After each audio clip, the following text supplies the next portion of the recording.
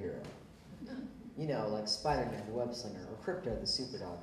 I'm like them, but I'm an everyday superhero. No, no, not like the mailman who's always faster than the rest, because that mailman is religious and doesn't deliver on Sundays. God forbid.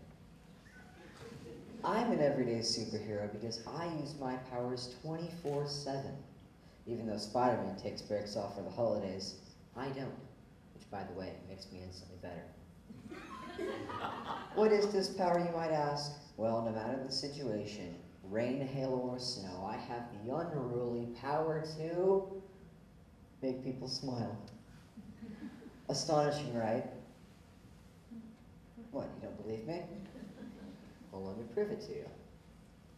One time, my mother and I were taking my grandparents to the doctors for a checkup. And I met a woman there named Megan.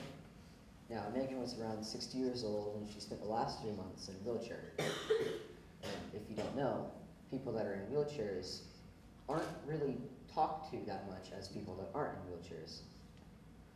Anyway, I went to the doctors with my mom and grandma, and I saw her, and I immediately hugged her legs. We became good friends since then, and I remember her smile. It was like a soft giggle, but in solid form.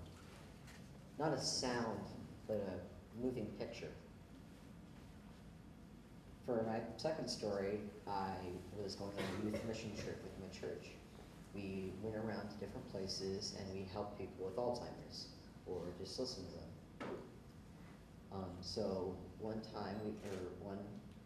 trip we went to a place and I met a man there named Max. All he could remember was that he was a soldier and that he drove a tank.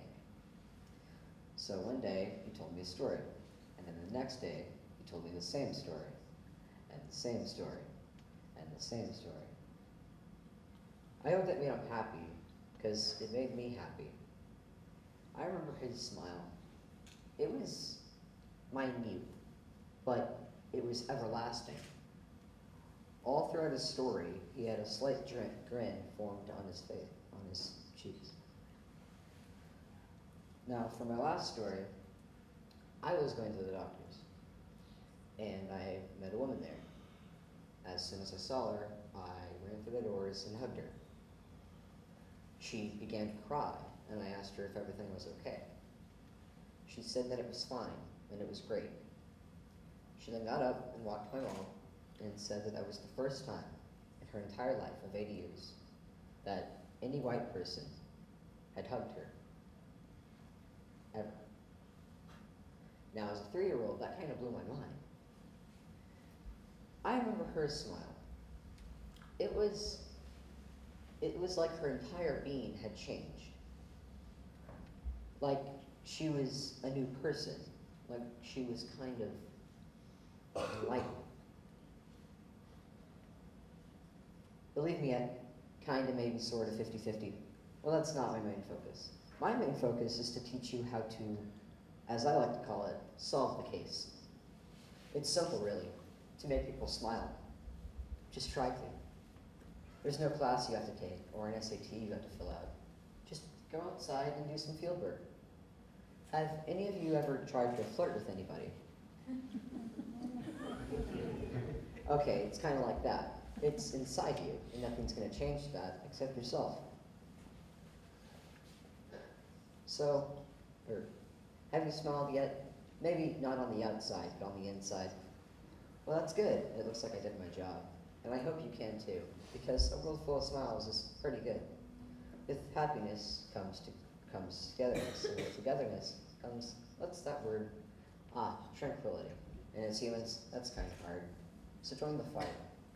But what am I fighting against? What is really my enemy? Well, negative emotions, such as sadness, anger, fear, all of these things plague your life in a way. For example, anger makes people run from you or try to stop you. Both of these things are pretty counterproductive. When people run from you, they're just experiencing fear. And when people try to stop you, they're just responding with more anger.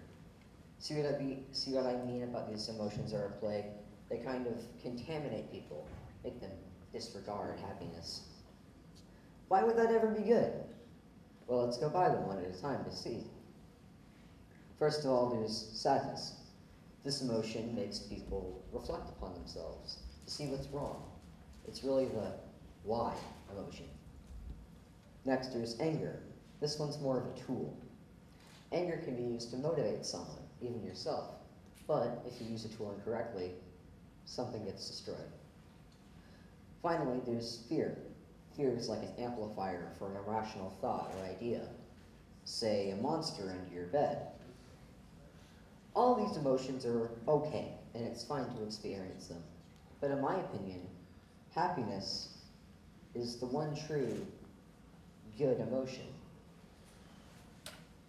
Hey, what is happiness?